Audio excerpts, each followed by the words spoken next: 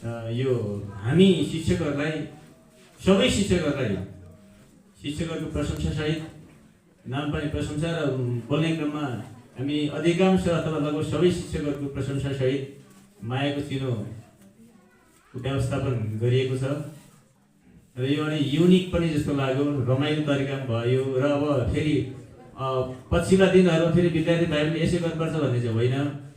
यो रमाइलो पाराले युनिक भन्छ नि, युनिक भनेको अर्को दोस्रो यस्तै नभएको भनेको मतलब अहिलेसम्म यो विद्यालयको विधायमा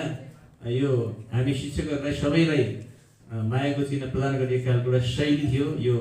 युनिकै लाग्यो। यसमा पनि विद्यालयको तर्फबाट यो भनौँ न अब यो मायाको चिन्हको व्यवस्थापन गर्ने सम्पूर्ण भाइ बहिनीहरूलाई धन्यवाद दिन चाहन्छु। मैले भन्ने कुराहरू अघि नै भनिसकेको छु, विद्यार्थी भाइ बहिनीहरू परीक्षा दिन जाँदै हुन्छ र खानपानको कुरा पनि विशेष ध्यान दिनु होला। जङ्क फुड सकेसम्म कम गर्नु होला। यो परीक्षाको समयमा बिमारी परियो भने अलिक गाह्रो हुनसक्छ, त्यसले गर्दा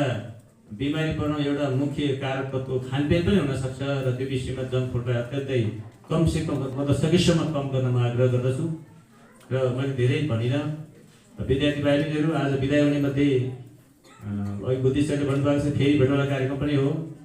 र कतिपय विद्यार्थी भाइ बहिनीहरू 11 क्लासमा यहीँ पनि पढ्न आउनुहुन्छ र कतिपय विद्यार्थी भाइ बहिनीहरू जुन विषय हामीले यहाँ अध्यापन गराउन सक्छौँ यो विद्यालय छैन 11 क्लासमा, त्यो विषय अध्ययन गर्नको लागि विद्यार्थी भाइ बहिनीहरू विद्यालयबाट बाहिर पनि जानुहुन्छ र विद्यार्थी भाइ बहिनीहरूलाई म के भन्न चाहन्छु, विद्यार्थी भाइ बहिनीहरूलाई म के भन्न चाहन्छु भनेदेखि हामीले आयोजना गर्ने जुन विद्यालयको जन्मोत्सव समारोहमा र अन्य त्यस्तै अत्यन्त महत्त्वपूर्ण कार्यक्रमहरूमा हामीले हाम्रा विद्यार्थीहरूको नाम लिन सकौँ। कहिलेका हामी हाम्रो विद्यार्थी भाइ बहिनीहरू जसले राष्ट्रिय अन्तर्राष्ट्रिय स्तरमा अत्यन्तै राम्रो प्रगति गर्नुभएको छ र गर्दै रहनु भएको छ उहाँहरूको नाम लिने गर्छौँ र यस्तो नाम लिने खालको काम पछि विद्यार्थी भाइ बहिनीहरूले